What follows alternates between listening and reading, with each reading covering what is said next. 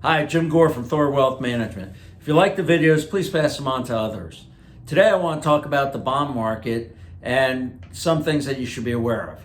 First of all, the big thing is the Federal Reserve. If you look at this chart, this is the balance sheet. These are securities that the Federal Reserve owns. And when they buy securities, it provides liquidity to the market.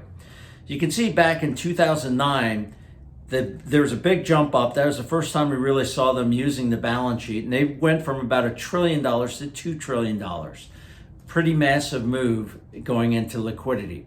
And then they did a couple of years of QE, and we got up to about $4 trillion, and it stayed there for a number of years, about 4 years, and then COVID hit.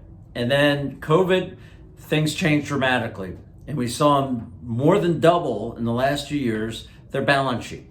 They've gone from a little bit under $4 trillion to almost $9 trillion in this balance sheet. And why is this important, and why is it important right now? Well, it's important because right now in their balance sheet, when they were buying things, the Federal Reserve bought treasuries, but they also bought mortgage-backed securities. And I was just at a presentation last Monday, where Esther George, the Federal Reserve president from Kansas City, mentioned that right now the Federal Reserve owns 25% of the mortgage security market, the agency mortgages out there.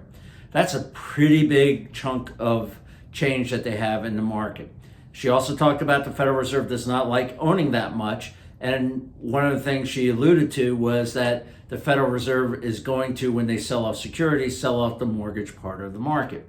Now, why is this important? Well, a lot of people have general bond funds, and they measured versus the AG, the total return bond funds. And let me just give you what the AG has. This is a chart from the iShares website. They manage the AGG, which is the ETF that looks like the aggregate bond index.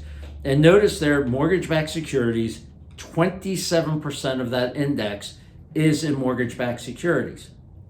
This is something, especially agencies, you have to be very concerned about having that big of a weight in the portfolio when the Federal Reserve owns 25% of all agencies, and they're going to be selling those when they start tapering.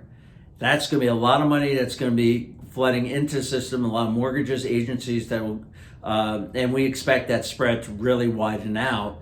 And it's something that we think for a fixed income portion of your portfolio, you want to make sure you do not have these agency mortgages in your portfolio. And lastly, looking at the AG, another way to beat the AG is, first is making sure you don't have those agencies that are going to be sold by the mortgage-backed securities sold by the Federal Reserve. But second, you want to make sure you got a shorter duration, lower maturity. Duration is a measure of risk. And what it looks at is the midpoint of when you get your present value of your securities back. It is also an indicator of the moves that the AG will have if interest rates go up 1% or down 1%. So a duration of 6 means that if interest rates go up 1%, the AG will be down 6% in price. If interest rates go down 1%, it will be up 6% in price. But if you look at this chart, you can see because interest rates coming down, the AG's duration has been extended over the last several years. So you're actually taking more interest rate risk in a general bond market than you were back 10, 15 years ago buying the index funds. So right now, looking at a fixed income portfolio, we believe the best way to be is not looking like the general bond market, not having a lot of agencies, and you want to make sure that your duration is shorter than that of the index, especially with interest rates rising. And that's where we stand right now at THOR. This is not a time period just to be in the general bond market. As always, if you have any questions or concern, please visit us at our website, thorwealthmanagement.com, and also sign up for us to follow us on either Facebook, LinkedIn, or YouTube.